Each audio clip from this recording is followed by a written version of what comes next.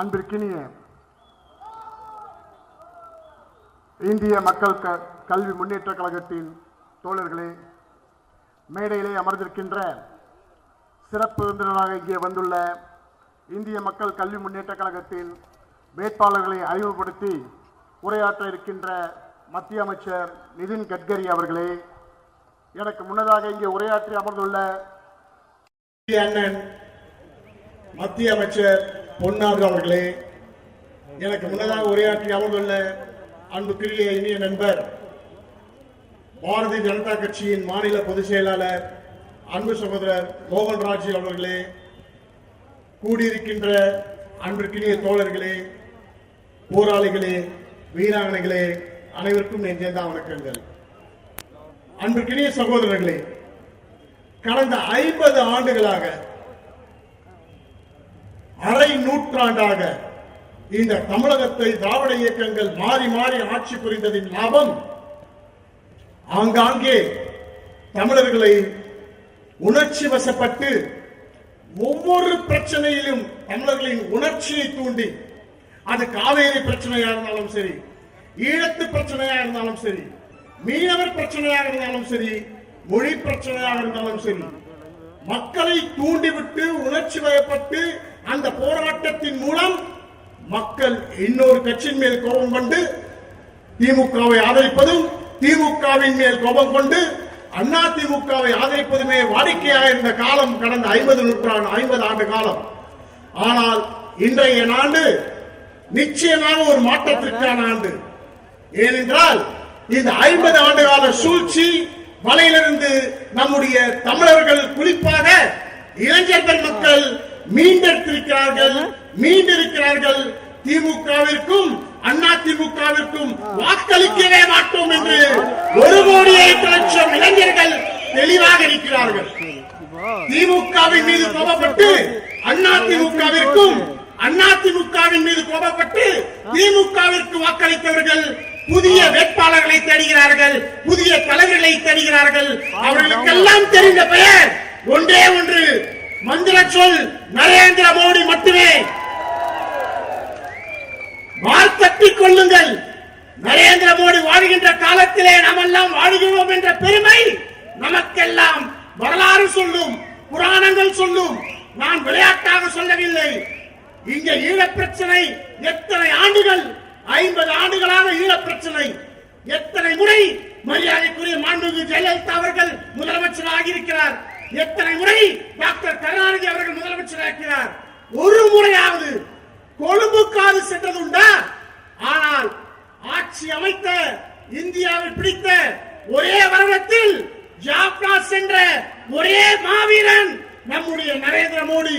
அது மட்டுமல்ல, ஜாப்னா சென்று அங்கே தமிழர்களுடன், பாதிக்கப்பட்ட தமிழர்களுடன் உணவருந்திய ஒரே தலைவன், அவர்கள் பிரச்சனையை தீர்த்து வைப்பதற்காக நல்ல தீர்வுகளை கொண்டிருக்கின்ற ஒரே தலைவர் மரியாதைக்குரிய நரேந்திர மோடி அவர்கள் மட்டுமே தான். தவிர கருணாநிதியும் ஜெயலலிதாவும் ஈழத் தமிழர்களுக்கு செய்த துரோகம் ஒன்றல்ல, இரண்டல்ல. ஈழத் தமிழத்தை ஆதிக்கின்ற அன்புக்குரிய தமிழ் தோழர்களே, நன்றாக யோசித்து பாருங்கள். அங்கே ஈழத் தமிழர் பிரச்சனை நடந்த போது, அங்கே சண்டை நடந்த போது, இங்கே ஆட்சியில் இருந்தது அங்கே சோனியா காந்தியும், இங்கே மரியாதைக்குரிய கருணாநிதியும்.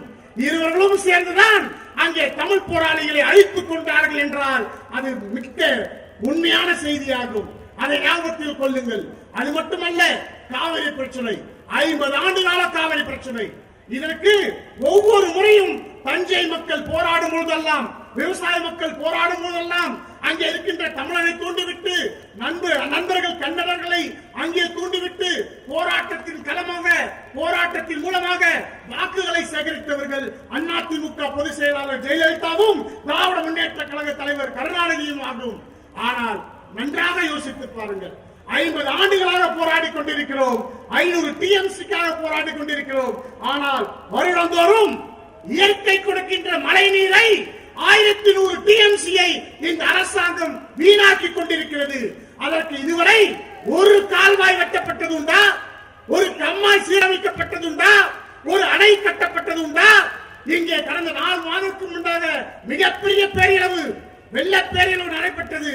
அதன் மூலம் இங்கே வந்த இயற்கை தாரை வளர்த்து கொடுத்த தண்ணீரை கடல் நீருக்கு அனுப்பியதுதான் நிச்சயமுடைய இங்கே குடிநீராக மாற்றுவதற்கு திராவிட முன்னேற்ற கழகமும் சரி, அனைத்து இந்திய அண்ணா திராவிட முன்னேற்ற கழகம் சரி, அவர்கள் தயாராகவில்லை. ஏனென்றால் உங்களை உணர்ச்சி பிளம்பிலே வைத்துக் கொண்டு, உங்களுடைய உணர்ச்சி கோபத்தை வைத்துக் கொண்டு அங்கே ஆட்சி கட்டலில் தொடர்ந்து இருக்கலாம் என்று எண்ணம் தான் தவிர காவிரி பிரச்சனையை முடிக்க மாட்டார்கள், கச்சத்தீவு பிரச்சனையை முடிக்க மாட்டார்கள்.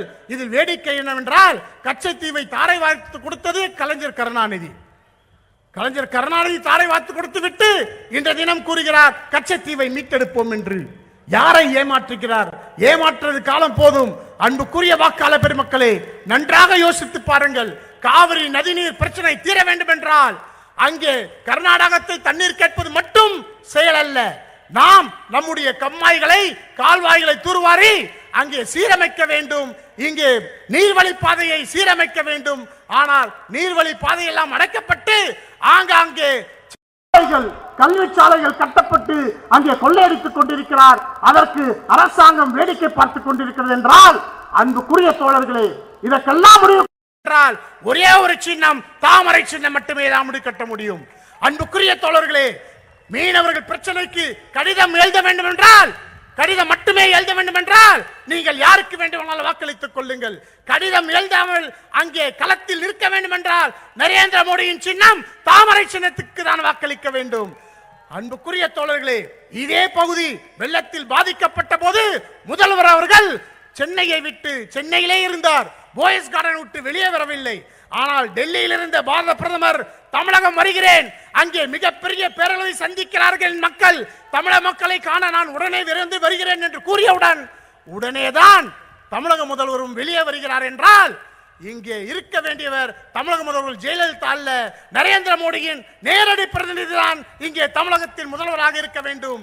அன்புக்குரிய தோழர்களே, கடிதம் மட்டும் எழுதுவது மட்டுமே வாடிக்கை, முதல்வரின் வாடிக்கை அல்ல. சட்டம் ஒழுங்கை காப்பாற்ற வேண்டும்.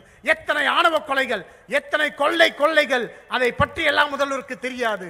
மரியாதைக்குரிய மின்சாரத்துறை அமைச்சர் எல்லா இடங்களிலும் கூறினார், எங்களால் பார்க்க முடியவில்லை, மத்திய அமைச்சரால் இங்கே பார்க்க முடியவில்லை என்று கூறினார். உடனே 1008 விவாதங்கள். எதற்கு விவாதம்? நான் உங்களை கேட்கிறேன், மனசாட்சியை தொட்டு சொல்லுங்கள். அம்மையாரை பார்க்க முடியுமா யாராவது? இந்த முதலமைச்சரை யாரால் பார்க்க முடியுமா? பார்த்திருக்கிறார்களா? என்றாவது பார்த்திருக்கீங்களா? இதோ இன்றைக்கு கூட வலம் வருகிறார். 15 கூட்டங்கள் தானாம், 234 தொகுதி சேர்த்து 15 கூட்டங்கள் தானாம். அதுவும் வெயிலில், நடுநீசி வெயிலில் மக்களை நிற்க வைத்து இவர் ஹெலிகாப்டரை வலம் வந்து உங்களை அடிமையாக்க முயற்சிக் கொண்டிருக்கிறார். இன்னும் சொல்ல வேண்டும் என்றால், அடிமையிலே சிறந்த அடிமை மந்திரி பதவி, அடுத்த அடிமை மாவட்ட செயலாளர். இன்றைய தினம் உங்களிடம் வாக்கு கேட்டு வர இருக்கின்ற சட்டமன்ற உறுப்பினர்கள், அனைத்து இந்திய அண்ணா திராவிட முன்னேற்ற சட்டமன்றங்கள் யார் தெரியுமா? சிறந்த அடிமைகள். அவர்களால் ஒன்றும் செய்ய முடியாது. அடுத்து திராவிட முன்னேற்ற கழக நண்பர்கள், அவர்கள் அடித்த கொள்ளை 1,2 1,76,000 கோடி. மண்ணிலே கொள்ளை, சாராயத்திலே கொள்ளை போதாது என்று காற்றிலே கொள்ளை அடித்த பெரிய கொள்ளை கூட்டம் உங்களை நோக்கி வந்து கொண்டிருக்கிறது. ஆக உங்களுக்கு இருக்கின்ற ஒரே வாய்ப்பு நரேந்திர மோடியின் பிரதிநிதிகள், நரேந்திர மோடியின் சின்னம். அதை விட்டு தமிழகம் மீண்டும் தவறு செய்தால் இந்த தமிழகத்தை ஆண்டவனே வென்றாலும் காப்பாற்ற முடியாது என்பதை இங்கே பதிவு செய்து, அன்புக்குரிய தோழர்களே, வருகின்ற சட்டமன்ற தேர்தலில் தாமரைக்கு வாக்களித்தால் மட்டுமே உன்னுடைய அடிமைத்தனம் வெல்லப்படும். தாமரைக்கு வாக்களித்தால் மட்டுமே காவிரியின் நீர் பிரச்சனை தீர்க்கப்படும். தாமரைக்கு வாக்களித்தால் மட்டுமே மீனவர் பிரச்சனை முழுமையாக தீர்க்கப்படும். அன்புக்குரிய தோழர்களே, 2004 இருந்து 2014 வரை எத்தனை துப்பாக்கி சூடு யோசித்து பாருங்கள். பத்திரிகையாளர்களே, பத்திரிகை நண்பர்களே, யோசித்து பாருங்கள். 2014 இருந்து 2016 வரை ஏது துப்பாக்கி சூடு. அங்கே பிரதமர் அமர்ந்து கொண்டு அங்கே பிரதமரின் பதவியேற்புக்கு இலங்கை பிரதமர் வருகிறார், இலங்கை ஜனாதிபதி வருகிறார் என்றால் அவருக்கு தேநீர் கொடுத்து அங்கே தெளிவாக சொல்லி அனுப்பினார் பிரதமர். என்ன சொன்னார் என்று எங்களுக்கு தெரியாது. ஆனால் இங்கிருந்து புறப்பட்டு, டெல்லியிலிருந்து புறப்பட்டு ஸ்ரீலங்கா சென்ற ராஜபக்சே கூறினார், அங்கே பத்திரிகையிலே கூறினார், நான் அந்த விழாவிற்கு சென்றிருக்க கூடாது, என்னை அவமானப்படுத்தி விட்டார்கள் என்று கூறினார் என்றார். ராஜபக்சேவை கேள்வி கேட்கக்கூடிய ஒரே தலைவன் நரேந்திர மோடி தான் தவிர வேறு எந்த கொம்பனாலும் ராஜபக்சேவை கேள்வி கேட்க முடியாது. இதே தருணம் 3 ஆண்டுகள் 4 ஆண்டுகளுக்கு முன்பாக டாக்டர் கலைஞர் அவர்கள் பிரதிநிதி அமைச்சு வைத்தார்கள். யாரை அனுப்பினார்? அவருடைய மகள் தலைமையிலே, மரியாதைக்குரிய அமைச்சர் டி.ஆர். பாலு தலைமையிலே அங்கே சென்ற அமைச்சர் பெருமக்கள், பாராளுமன்ற உறுப்பினர்கள் ராஜபக்சேயின் இல்லத்திலே அமர்ந்து தேநீர் அமர்ந்து அவர் கொடுத்த பரிசுகளை பெற்றுக்கொண்டு இங்கே தாயகம் திரும்பினார்கள். அவரை கேள்வி கேட்பதற்கு ராஜபக்சே போன்ற கொடியவர்களை ஒழிக்க வேண்டும் என்றால், ஜெயலலிதா போன்ற சர்வாதிகாரத்தை ஒழிக்க வேண்டும் என்றால், ஊழலை திரைத்துக்கின்ற கருணாநிதி குடும்பத்தை ஒழிக்க வேண்டும் என்றால் தாமரையால் மட்டுமே தான் முடியும் என்பதை ஞாபகத்தில் வைத்துக் கொண்டு, அன்புக்குரிய தோழர்களே, மீண்டும் மீண்டும் நினைவுபடுத்துகிறோம். மது அறக்கடை ஒழிக்க வேண்டும் என்றால் இன்றைய தினம் ஒரு அரசு சொல்லுகிறது, ஒரு கட்சி சொல்லுகிறது, நாங்கள் உடனே மதுவிலக்கை அமல்படுத்துவோம். யார் சொல்லுகிறார்? மதுவை கொண்டு வந்தவர் சொல்லுகிறார். இன்னொரு தலைவர் சொல்லுகிறார், படிப்படியாக அமல்படுத்துவோம். அப்படி என்றால் இந்த 5 ஆண்டு காலம் மரியாதைக்குரிய முதல்வர் அவர்களே, நீங்கள் என்ன செய்து கொண்டிருந்தீர்கள்? இங்கு எத்தனை போராட்டங்கள், எத்தனை பிரச்சனைகள், எத்தனை உயிரிழப்பு, எத்தனை துப்பாக்கி சூடுகள், அத்தனையும் அமைதியாக பார்த்து கொண்டிருந்த மரியாதைக்குரிய முதல்வர் ஜெயலலிதா அவர்களே, இப்பொழுது தேர்தல் பிரச்சாரத்தில் கூறுகிறீர்கள் படிப்படியாக என்றால் அதற்கு எங்களுக்கு அர்த்தம் புரியவில்லை. ஆகவே பொதுமக்களே, வாக்காள பெருமக்களே, பாரதிய ஜனதா கட்சி தோழர்களே, இந்திய மக்கள் கல்வி முன்னேற்ற கழக நண்பர்களே, ஓய வேண்டாம், உறக வேண்டாம். இன்னும் 20 நாட்கள் தான் இருக்கிறது.